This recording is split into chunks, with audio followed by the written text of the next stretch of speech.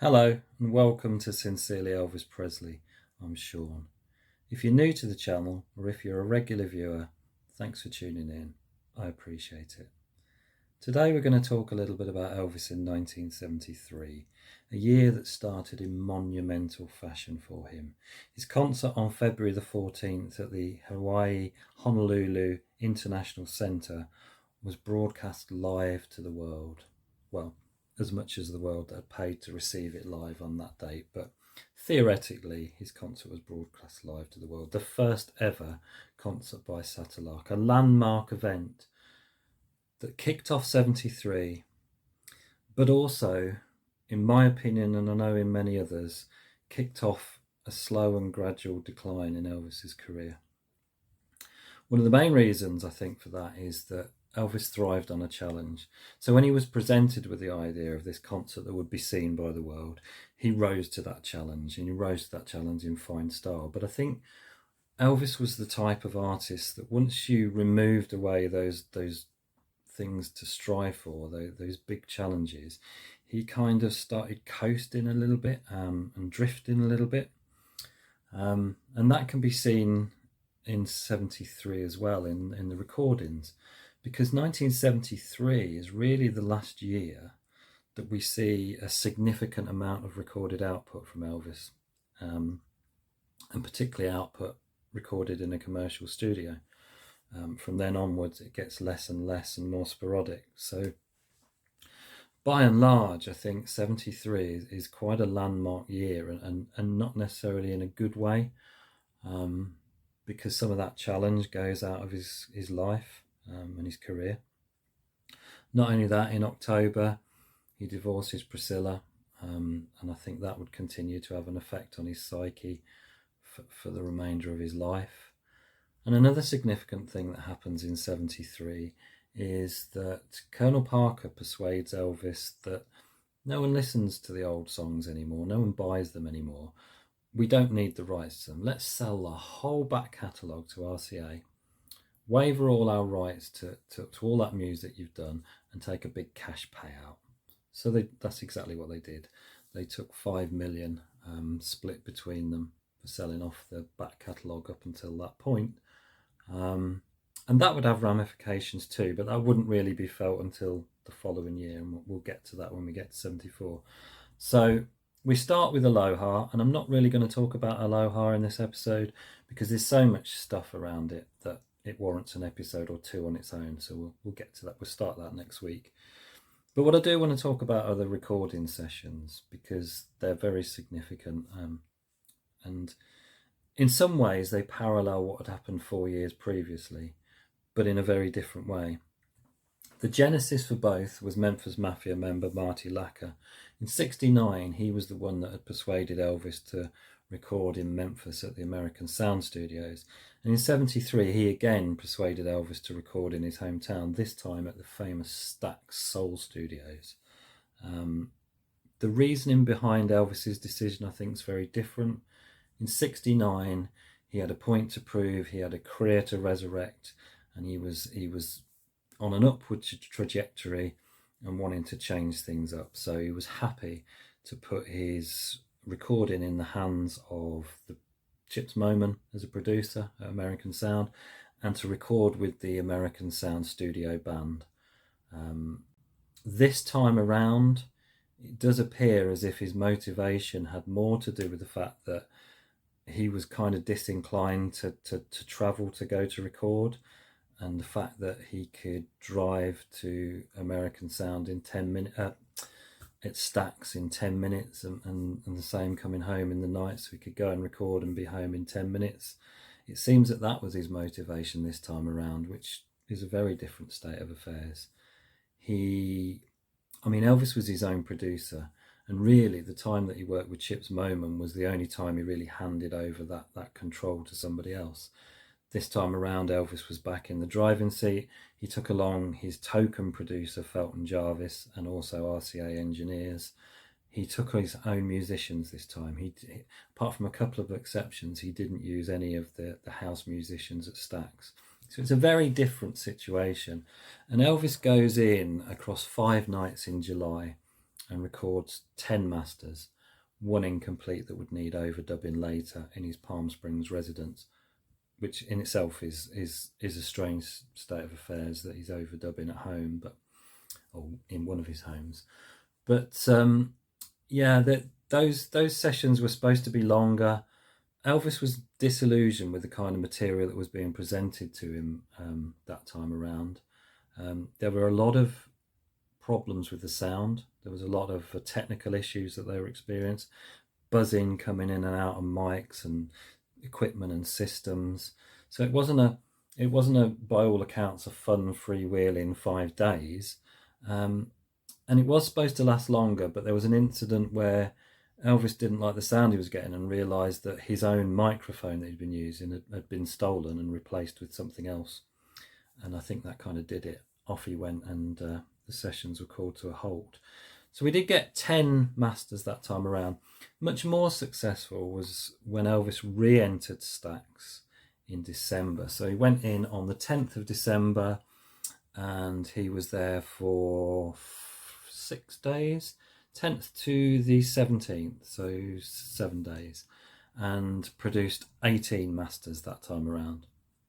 So in total, and the material itself was much better, but in total, with another 2 tracks that were recorded in his Palm Springs home, 30 masters were produced in total in '73. And as I say, that's the last time a significant amount of masters like that was produced in Elvis's career. So I think Stax is definitely worth looking at in a bit more detail. But first of all, let's have a little look at what albums actually came out in '73. What did the record buying public see when they walked into the record stores? Well, in February, inevitably, Aloha From Hawaii, the soundtrack of the TV special.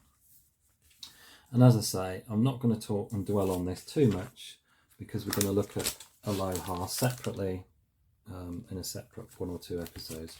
But in February that year, out came Aloha From Hawaii Satellite and did really good business. Now, in May that year, we got this beauty, Separate Ways on Camden. Now, this is significant in that it contained 2 of the leftover tracks that hadn't been on albums from the 7 masters that were recorded in '72. So we got Separate Ways and we got Always On My Mind, both of them leading out the each side of the album. Personally, for me, I have such a huge soft spot for this particular album. This was the first LP that I managed to persuade my parents to stick into the shopping trolley on our grocery shopping. I can't remember if it was late '74 or early '75, but it's around that time. So I'd heard the 40 Greatest Hits on cassette that my dad had bought himself, which was the only Elvis recording he ever owned. I was hooked. We went to the supermarket. This was on sale. I can't even remember what it was at the time, but I played this to death. I adored it. This was the start for me. This was the first one. This particular copy, that every time I go into a kind of antique place with records or second-hand record shops, there are always multiple copies of Separate Ways. There seems to be so many of them produced, and they're look at these sort of marks and that on this. But I always keep this particular. So they're usually in better condition for this, but they don't have that. I don't even know where J.W. Smalley's would have been, but I just love that 50p price sticker from the time. So this is the copy that I stick with. So yeah, May Separate Ways, Camden release. Then in July, out came this. Now, aka Elvis, aka the Fool album. It was just called Elvis by RCA, but everyone's come to know it as the Fool album since. Now, what this is is a very similar approach by RCA that they took with Elvis Now in 1972. It's a hodgepodge of leftover material.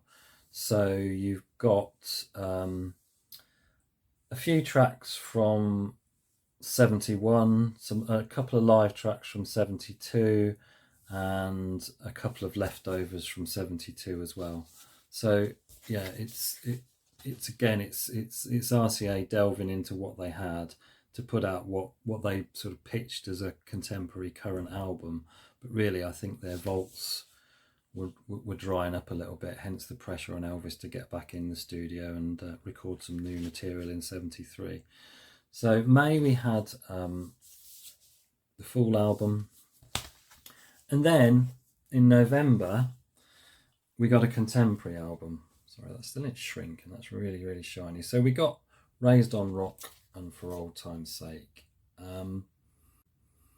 So this is the material that was recorded at the July sessions. So in terms of RCA's modus operandi, this was fairly fresh material. You know, it'd been recorded in July and it came out in November. But I think of the material from Stax that gets eked out over the two albums following this in 74 and 75, this is by far the weakest. It kind of reflects the fact that Elvis was disillusioned with the material, and I think it speaks of that. It's got a track on here that most of us, that sort of, as much as we love Elvis, I don't think any of us really have that much of a soft spot for Three Corn Patches. It's a bit of a stinker.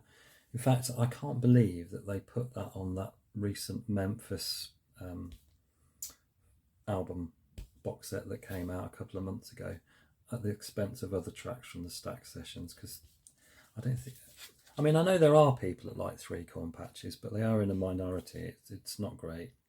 And I always found Raised on Rock a bit of a weird track. I know it was Mark James who'd written Suspicious Minds and others for Elvis, but the idea that the originator, the guy that started it all, should then record a song singing from a standpoint of like somebody that had grown up listening to that music as a youth, and was raised on listening to, he even talks about From Honky Tonk to Hound Dog. So this guy's references one of Elvis's own hit. I just found it odd.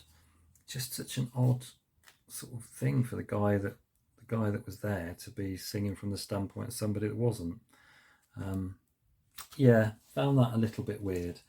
But having said that, it still has some gems. I mean, for Old Time's Sake, the sort of broken fragility in that song, that was another one that's very special to me. Not long after I had Separate Ways, a family friend gave me the 7-inch of Raised on Rock and For Old Time's Sake, and I play For Old Time's Sake to death. I just think there's a haunting quality about, the man sounds a bit broken, the character in the song, but Elvis conveys that with such emotion that, yeah, I really like For Old Time's Sake. Sweet Angeline's really nice as well, but overall I think this is generally considered, and rightly so, the weakest of the Stax albums. But anyway, talking of Stax, let's talk a bit about Stax. So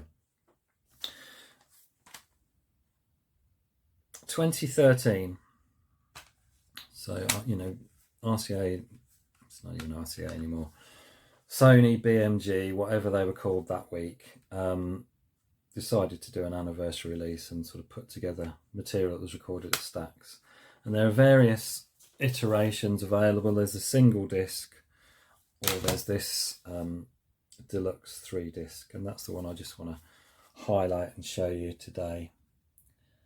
So, a definitive collection that celebrates the 40th anniversary of Elvis's legendary sessions at Stax Studios, including remastered audio and many newly remixed outtakes. 40-page booklet features insightful essay by Memphis historian Robert Gordon. Beautiful set. I love the fact that you get like the cutout on the cover, which kind of echoes the cutout of the Aloha album, although we didn't get a cutout in the UK.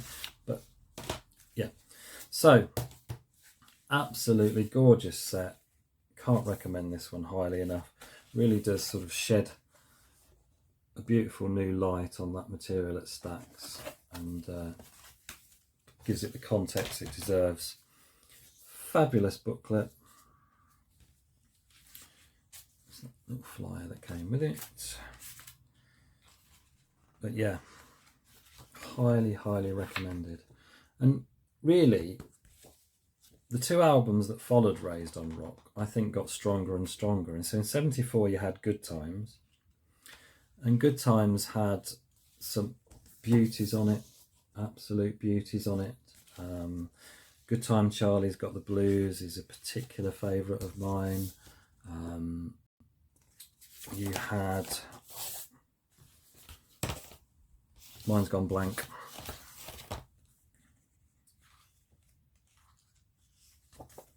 Got to Think About Your Baby. Wonderful, wonderful track. So yeah, I think generally they there's an arc. There's an arc with the Stax material that's released. So Raised on Rock's the sort of opener, and then you get a better album, I think, with Good Times, and then you get a much better album in '75 with Promised Land. But great little release, this. Well worth picking up. It's a little bit harder to find. The single disc, that's kind of the condensed version, is fairly easy to pick up. You can still get this 3 CD set, but it is becoming a little bit harder to find these days. But fantastic legacy release, beautiful booklet. I'll show you the tracks that you're getting in a minute, because I don't think I've held those up. But gotta love the Stax material, because it's different. It's different. It's certainly different to anything that had gone before it. Quite country flavoured, I'd say, but it's. I guess it's the start. People rather disparagingly refer to them as the Priscilla ballads, but you know, you can really get the sort of material Elvis chooses. You can really get a sense of what was going on in his head and what he was feeling. But yeah, fantastic. So your Stax material, and then also got this rather lovely blue vinyl double LP from Music on Vinyl. So that gives you some selected highlights as well. It's a numbered edition, number 589. There was a legacy standard vinyl of this as well, I'm sure. So yeah, the Stax material. We'll look at Good Times and Promised Land in more detail when we get to the years that they were released. But I just want to sort of highlight a few of the live recordings that have come out actually this year. Memphis Recording Service have put out. This is on stage February 1973. So we get room cassette recording the 25th of January 1973. We get 2nd of February 1973 midnight show. We get the 3rd of February 1973 dinner show, and the 3rd of February 1973 midnight show. So beautiful, beautiful little MRS set, gathering together some shows from that opening season that followed straight after Aloha From Hawaii had been broadcast, and Elvis wasn't long before he was back in Vegas doing another season.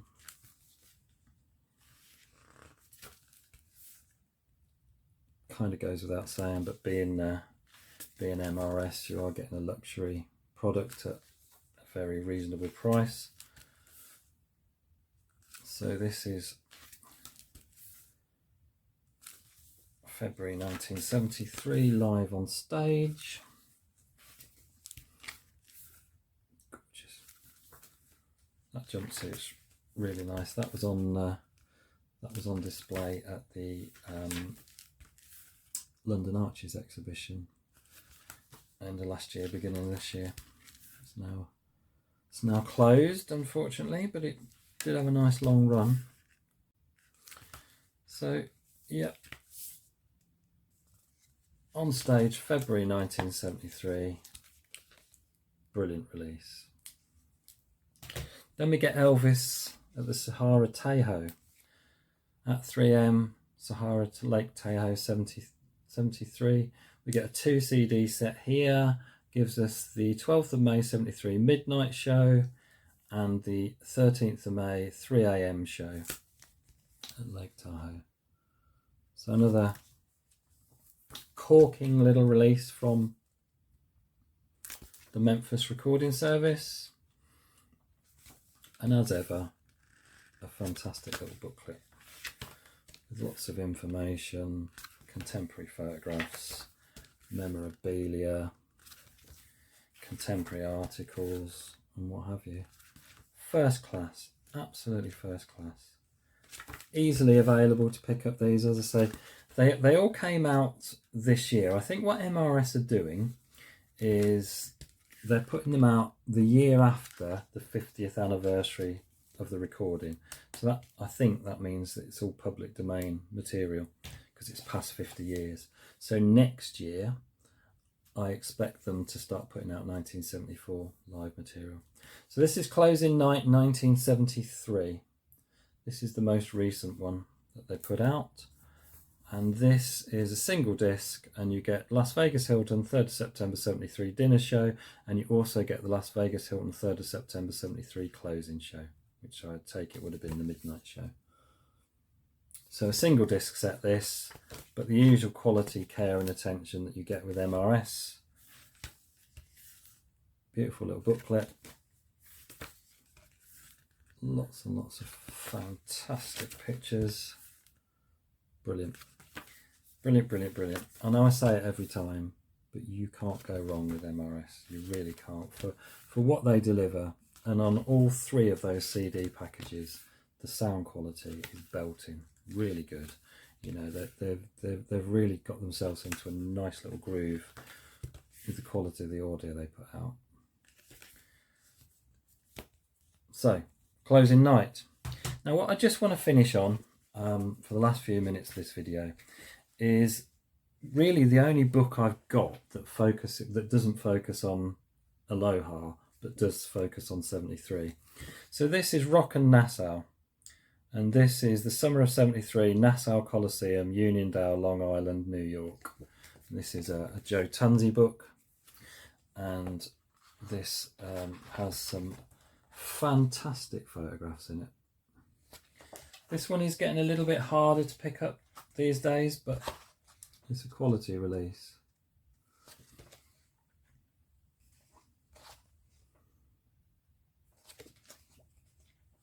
Just packed with photographs. Does it actually say the date?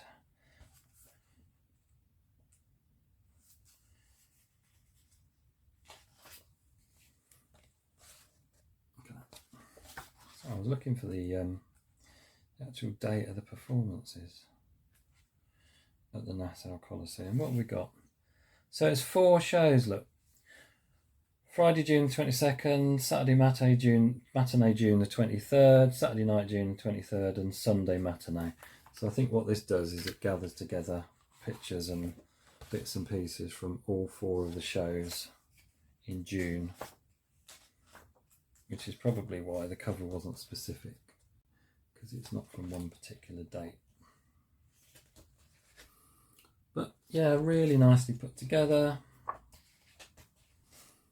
Primarily black and white, this one. I've just used the word primarily.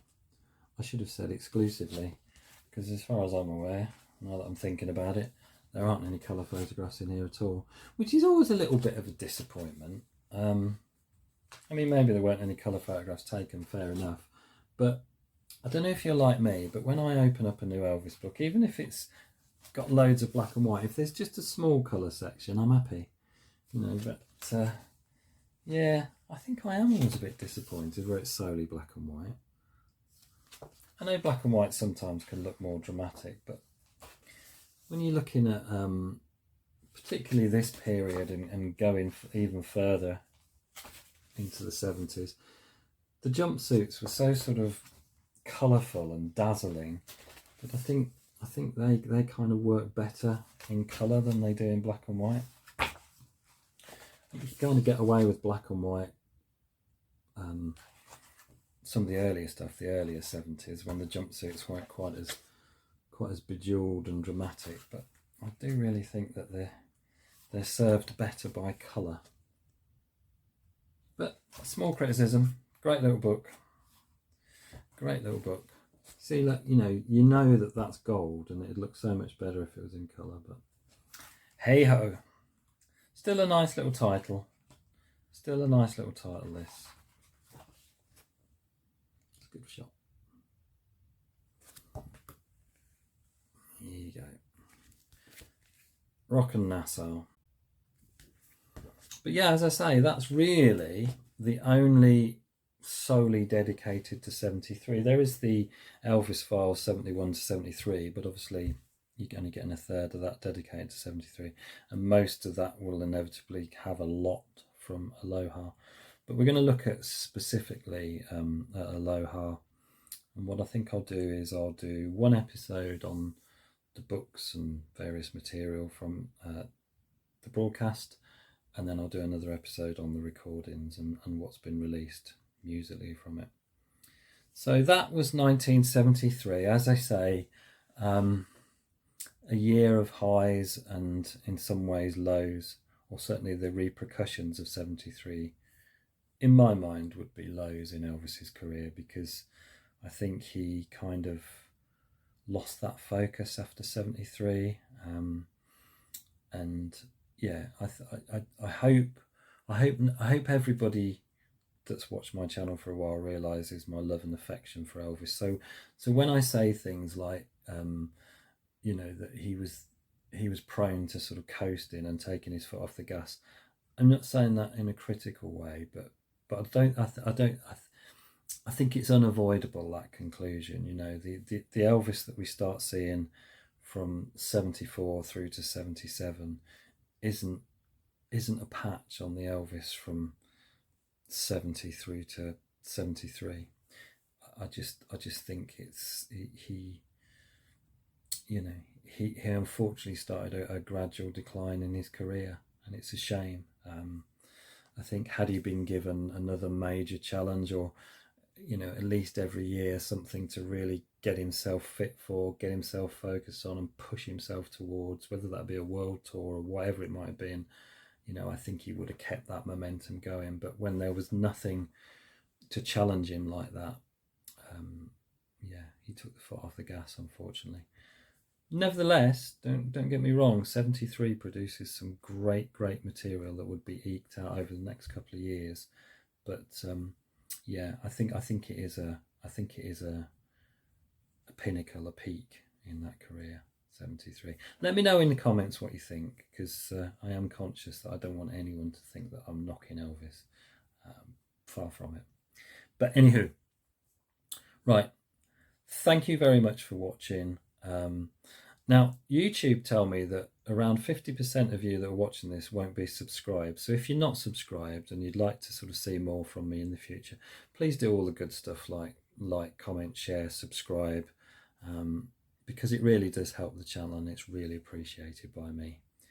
So next time, let's have a good old delve into Aloha from Hawaii. Until then, take care. Ta-da. We'll meet you again. May God bless you. Adios.